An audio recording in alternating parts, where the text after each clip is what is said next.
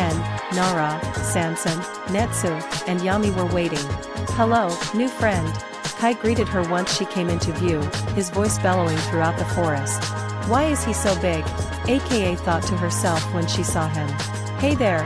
Welcome to the Future Heroes Club," Netsu said, running over to greet her. "I'm Netsu," aka opened her mouth, but Fu spoke before she could say anything. "Yes, he knows he is on fire. That's normal," Fu told her. "Okay then, I am aka Future Bane of all villains," aka announced. "One day I will become a hero, and bring pain and suffering to all criminals. Ahahahaha. Ah yeah, I can definitely tell your heroic intentions from your evil laugh," Ken sarcastically remarked as he raised an eyebrow at AKA's statement. Hey, my laugh is not evil. AKA gasped, offended by Ken's observation. It kinda is. Ken retorted. It's the most generic evil laugh I've heard come out of a real person. No, it's not. AKA argued back, glaring at Ken while crossing her arms. A laugh by itself can't be evil. A laugh can only be evil if you're laughing at something bad. Like if you laugh at a funeral, that's an evil laugh. I mean, she's not wrong. Fu shrugged. It's pretty evil to laugh at a funeral.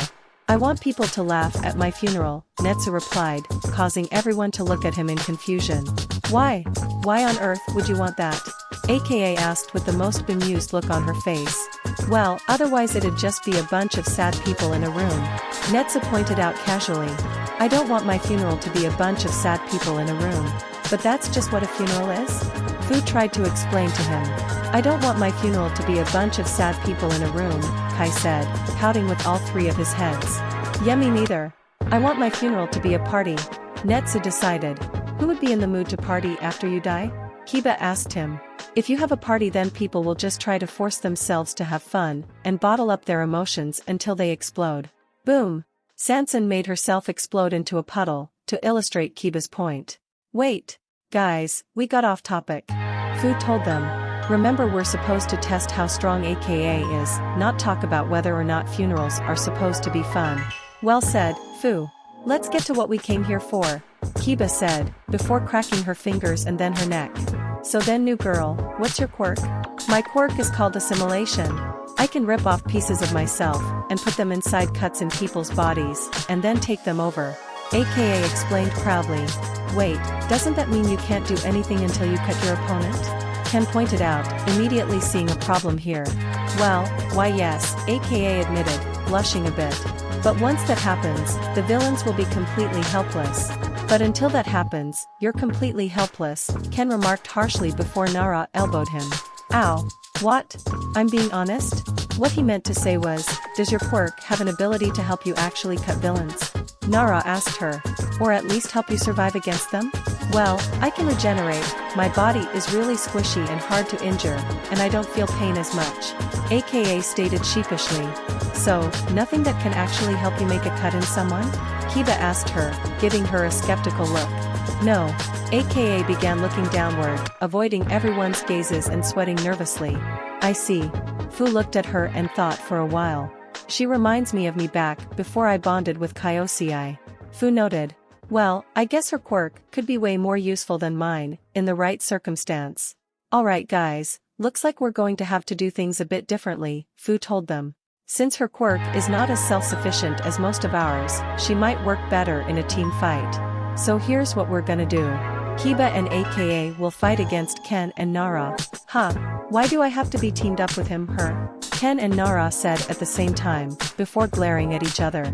Can you two stop pretending to hate each other for a few minutes and just do it? Fu sighed. It looks like we'll be working together. I am the great and mighty Kiba, my strength will pull us through. Kiba told AKA confidently. Well, my quirk will ensure our victory and their doom. AKA retorted. Make sure to use my abilities well. Ahahaha. Alright, all of you will be given some time to prepare and strategize, Fu told them. Then we'll meet in the forest, and start fighting. Got it? Good. Let's get started. XXXXXXXXXXXX. After about 10 minutes, everyone had gathered in a large opening in the forest. Kiba and AKA stood on one side, and Ken and Nara stood on the other side, with all the other kids sitting a good distance away from them, and Kai looking down on them all. Alright, everyone ready? Fu asked them. 1 second. Nara said, before looking at Ken. Better not mess this up, doofus.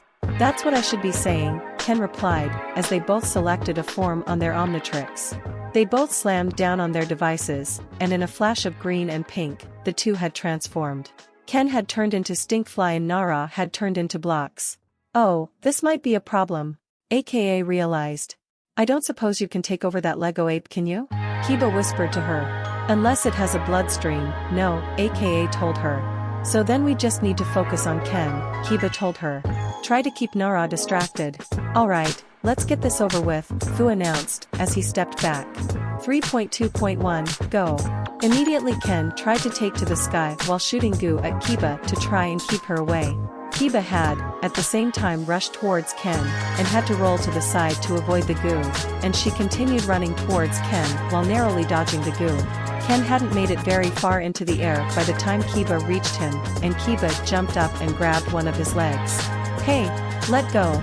Ken tried to shake her off, but Kiba kept a firm grip on his leg and threw a piece of AKA onto one of his wings, which stuck like glue. Before Kiba could do anything else, Nara turned her arm into a cannon and shot a part of her Lego-like body at Kiba, knocking the vampiric girl off her brother. Kiba rolled across the ground before pushing herself upright. Meanwhile, Ken tried to shake off the piece of AKA that had been thrown on him, but it held on tight. "It's not coming off."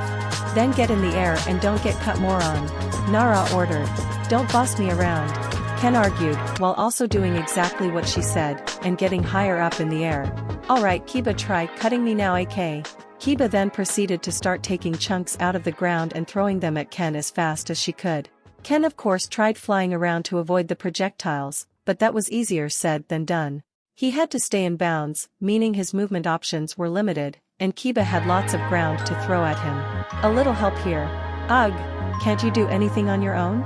Nara asked him sarcastically, before aiming her arm cannon at Kiba to shoot at her again, only for AKA to stand in her way.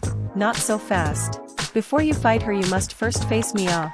As AKA was giving her speech, Nara extended one of her arms and grabbed her. Nara's massive hand encompassed most of her tiny body. Nara's fist then expanded around AKA, before transforming into a Lego brick prison box, trapping the silver girl for the time being. "Curses!" AKA screamed, although it could barely be heard from inside the box. Once Nara disconnected herself from the box, and grew back her hand, she grabbed the box and used it to launch herself over it, right at Kiba. Nara extended her fist down at Kiba, and the vampire girl was forced to jump back to dodge it and halt her assault.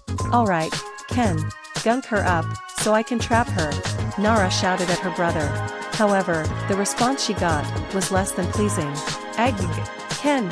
Nara looked up at Ken, who was holding his head in pain. One of the chunks of ground that Kiba had thrown at him successfully made a small cut on his head, and the chunk of AKA crawled down towards it and was now crawling into the wound. "Ag. Oh, this feels so wrong.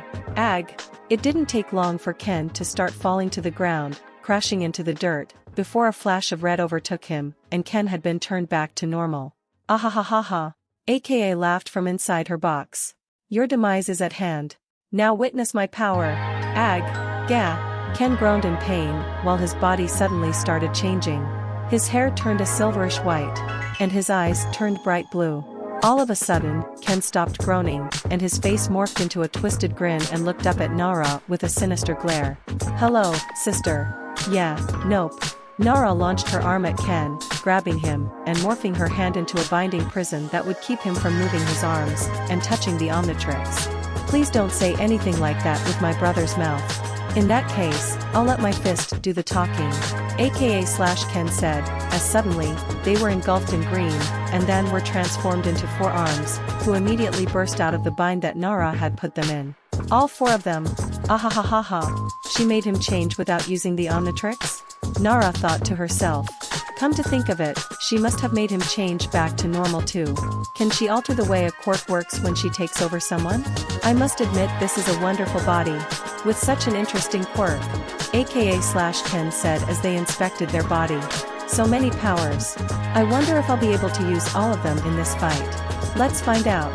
AKA/Ken started approaching Nara, causing her to start backing up. However, Kiba suddenly dashed behind her, cutting her off.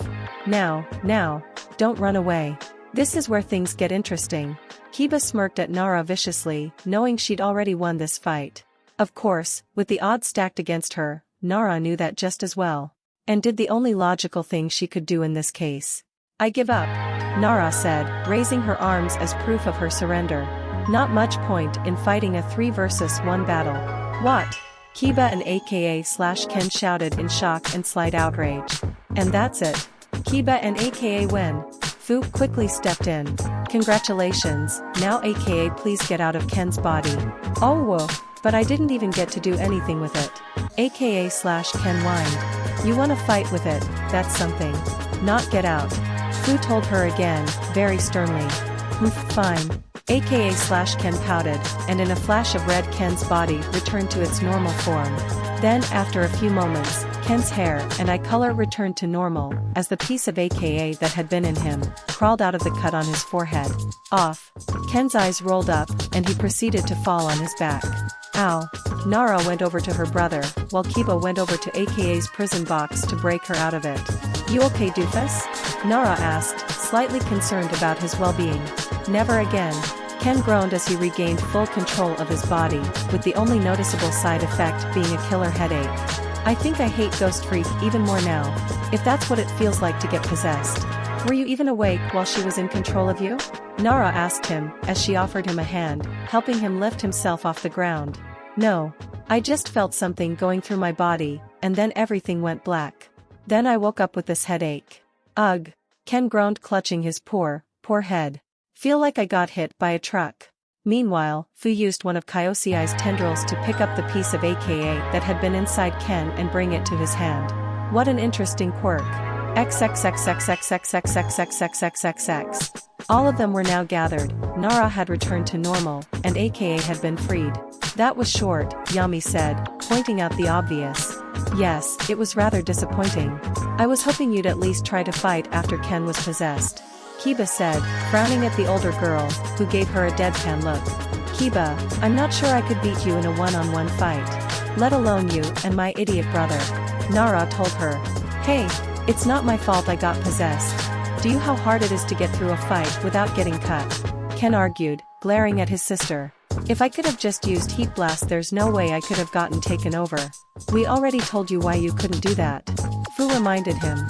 Before the fight had started, Fu had told Ken not to use Heat Blast, as the part of the forest they were in didn't have any lakes around, so the Goliaths couldn't put out any potential forest fires. Ken may start in that form. Ken was opposed to this, but Fu was insistent that it's how things had to be unless he wanted to delay the fight for hours so that way they could find another place for them to fight. This was a lie, however.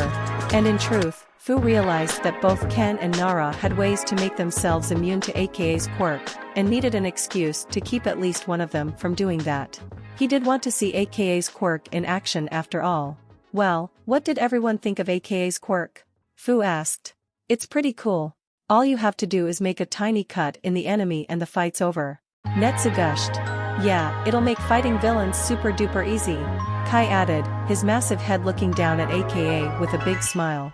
I must admit, while her quirk may not make her all too useful on her own, her usefulness as an ally is impressive. Kiba praised her. It's powerful. Yami simply stated.